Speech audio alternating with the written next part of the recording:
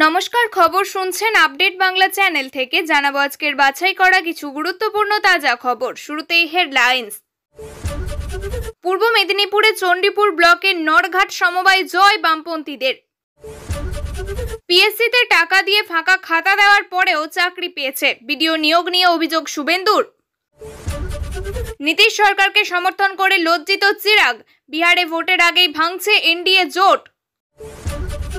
বিধানসভার আগে নন্দীগ্রামে বড় সাফল্য পেল বিজেপি। দেশের সুরক্ষার সঙ্গে ছেলেখেলা করছেন বাংলার মুখ্যমন্ত্রীকে আক্রমণ হরিয়ানার মুখ্যমন্ত্রীর।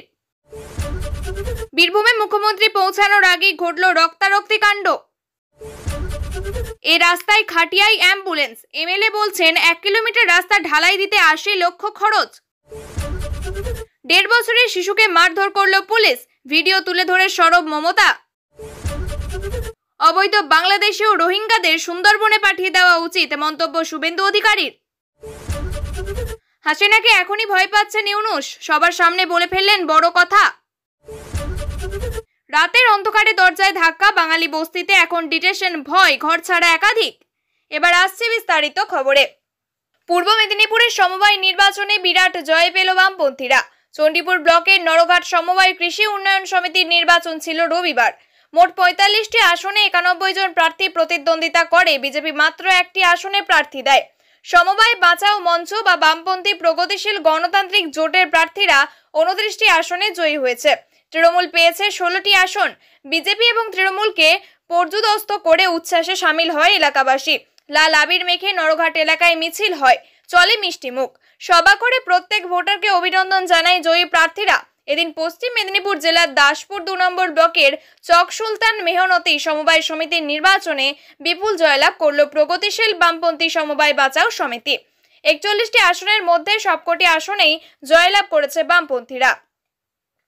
বাংলায় এসআইআর শুরুর আগেই বিএলও নিয়োগ নিয়ে বিস্ফোরক বিরোধী দলনেতা শুভেন্দু অধিকারী। বিরোধী দলনেতার নিশানায় বিডিওদের একাংশ। স্থায়ী কর্মী থাকা সত্ত্বেও অস্থায়ী কর্মীদের বিএলও পদে নিয়োগ করা হচ্ছে। যারা এদের নিয়োগ করছেন তাদের গ্রেপ্তার করতে হবে, দাবি শুভেন্দু অধিকারীর। বিরোধী দলনেতা বলেন, এই বিডিও যারা ভুয়ো ওবিসি সার্টিফিকেট পিএসসিতে টাকা দিয়ে ফাঁকা খাতা দিয়ে চাকরি পেয়েছে। 70 থেকে 80 জন এমন বিডিও আছেন, ওরা জানেন মমতা গেলে চাকরি যাবে, তাই তারা স্থায়ী কর্মী থাকা সত্ত্বেও অস্থায়ী কর্মীদের বিএলও করেছে। আমি 50-এর মতো নাম পেয়েছি, আরো বাড়বে এই সংখ্যা, এদের গ্রেপ্তার করতে হবে। তৃণমূলের মুখপাত্র তন্ময় ঘোষ বলেন, উনি যেটা বলেছেন সেটা প্রধানমন্ত্রীকে জিজ্ঞাসা করুন না। আর বিএলও হলো সর্বনিম্ন স্তরের ইলেকশন কমিশনের মেশিনারিতে, আর নির্বাচন কমিশনের যিনি সর্বোচ্চ স্তরে আছেন তার নিয়োগ পদ্ধতি কেন পরিবর্তন করে দিলেন? বস্তুত আরামবাগ থেকে অভিযোগ আসছে অস্থায়ী কর্মীরাই বিএলও হিসাবে কাজ করছেন। নিয়োগ করা হয়েছে পঞ্চায়েতের কর্মী বা অবসরপ্রাপ্তদের। পুরো বিষয়টি পরিচালনা করছে তৃণমূল। বিএলও পদে কর্মরত অস্থায়ী কর্মী শ্রীমন্ত রায় বলেন, সার্ভেলেন্স দল সমীক্ষা করে আনেন, সমস্যা চিহ্নিত করেন, কন্ট্রোল টিম কন্ট্রোল করেন। আমরা এই প্রজেক্টের অধীনে কাজ করি, অস্থায়ী কর্মী হিসাবে নিয়োগ হয়েছে।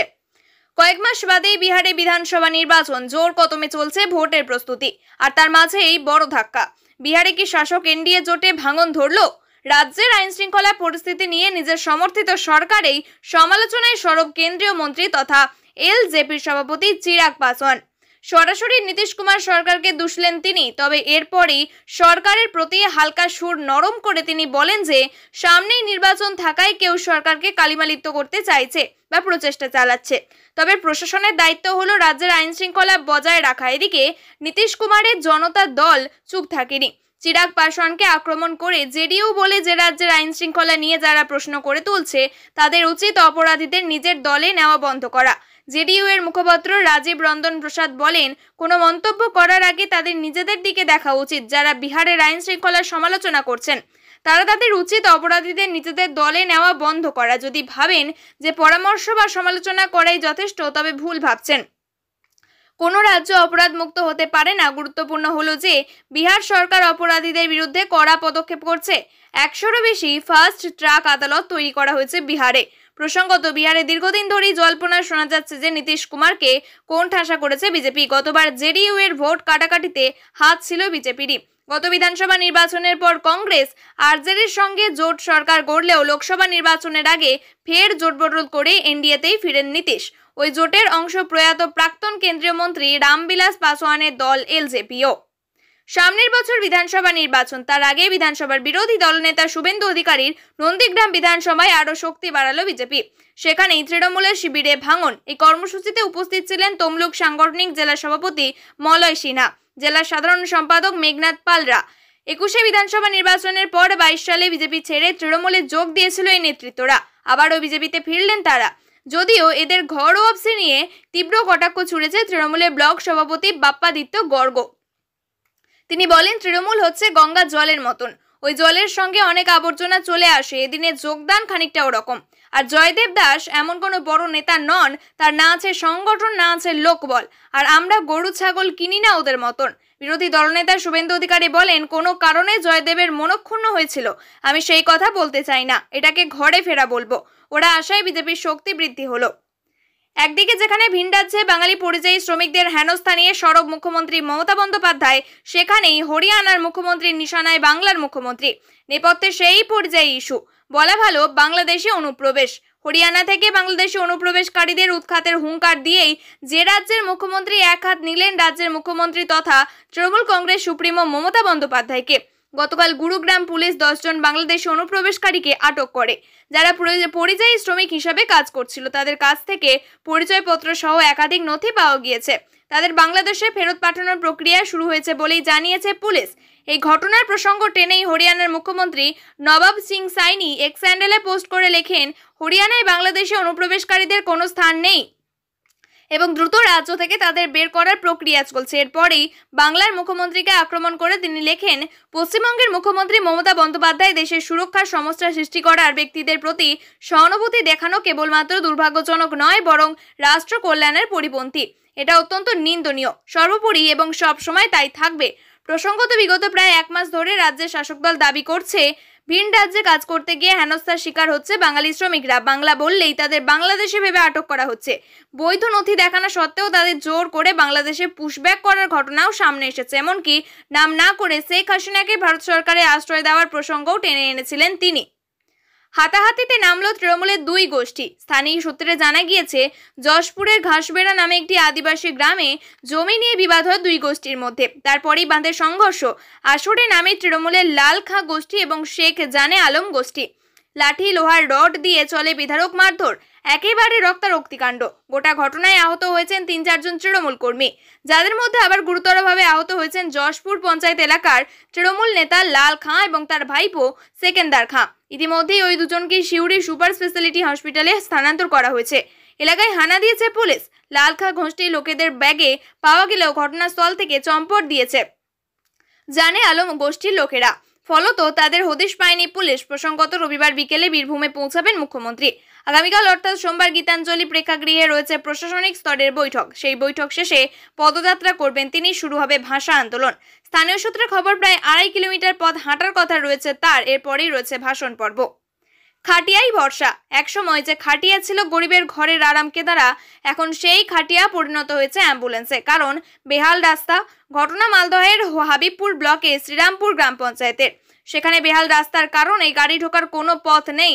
হাসপাতালে নিয়ে যাওয়া একটা গুরুতর ব্যাপার। শনিবার গ্রামের 70 বছরের বৃদ্ধাকে ডায়রিয়া আক্রান্ত হওয়ায় ভর্তি করা হয়েছিল মালদহ মেডিকেল কলেজে, কিন্তু হাসপাতালে যাওয়ার আগে পর্যন্ত পথটা মোটেও সহজ ছিল না।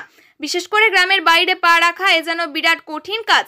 বেহাল রাস্তা, অ্যাম্বুলেন্স ঢোকার জায়গা নেই, যার জেরে খাটিয়ায় চাপিয়ে সেই বৃদ্ধাকে নিয়ে গেলেন আত্মীয়রা এবং বিজেপির জেলা পরিষদের সদস্য তারাশঙ্কর রায়।